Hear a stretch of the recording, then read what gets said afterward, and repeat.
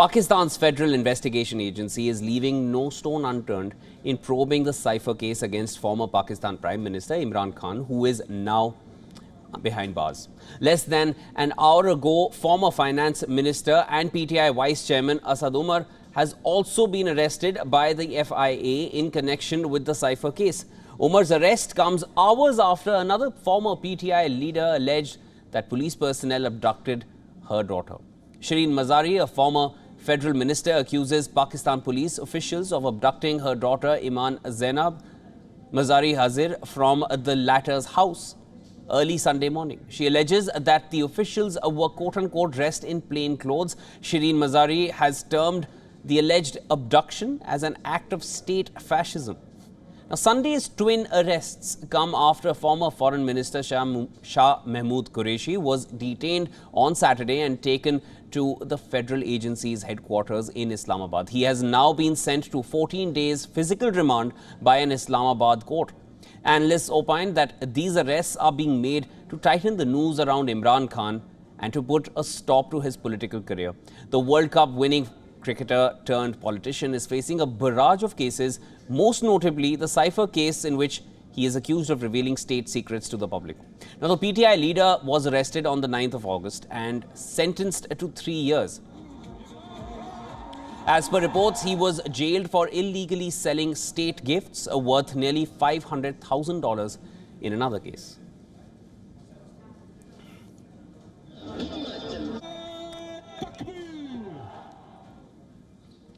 Now, for more on this, we are being joined by our Pakistan Bureau Chief Anas Malik, live from Islamabad. Anas, now again, analysts are seeing this as, a means or a way to tighten the noose around Imran Khan, put a stop to his political career altogether. It's camouflaged attacks aimed at Imran Khan's political ambitions thereafter. And this is again, we're seeing Sunday arrests. What should we make of this? Until when will this go on? What's next?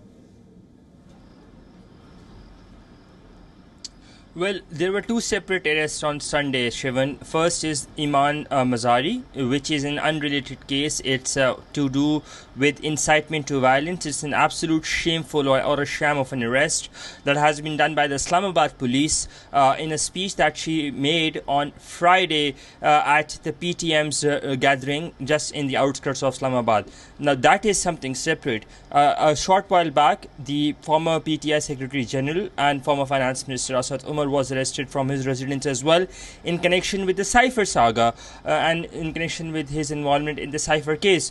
Now, that is something that we can term as tightening the noose around PTI or cutting down on Imran Khan's political ambitions, because yesterday the former foreign minister and PTI senior vice chairperson Shah Mahmood Qureshi was arrested in the same case, and a short while back his 14 days remand was also granted by the Islamabad District Court.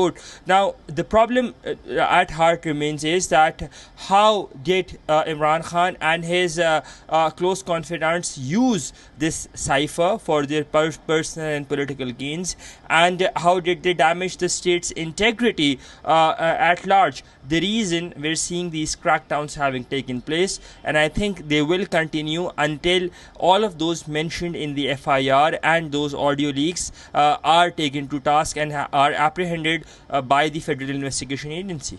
Shivan? Anas, now, with all these arrests and, a lot of them are, they're unprecedented the way they're happening, the 14-day remand for Shah Mahmood Qureshi. Is it a way of just chopping the limbs of PTI so that Imran Khan is really left with nothing to continue further? Or do you feel he still has some hope of coming back into some seat of power or even in the running? Does he have any chance left, or is it done for him now? Well, for a politician, hope is something that always remains alive, and Imran Khan is no different. So he would want to bank on that hope that he continues to enjoy that popular support within the public, and that is something which he continues to bank on, despite the fact that he continues to be imprisoned for 2 weeks now, over 2 weeks now. He was arrested on the 5th of August following his conviction and sentence in the Toshakhana case. But with that, the first part of your question, these arrests are definitely aimed at cutting the limbs or chopping the limbs of the Pakistan Tehreek-e-Insaf going forward. But in Pakistani politics, we've seen that these arrests are not something new.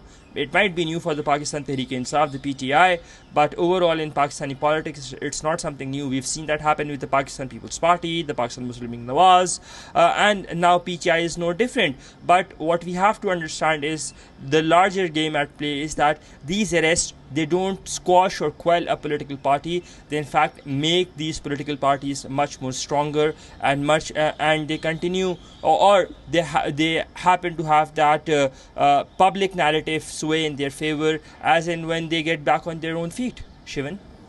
Right, so all hope is not lost. At least that's what Imran Khan will definitely like to stick to as a politician, and obviously he will still remain hopeful for returning back to seat of power as and when he's able to get out of all these tussles that he's being embroiled in. Thank you for all those updates, Anas. That was Anas Malik, our Pakistan Bureau Chief, joining us live from Islamabad.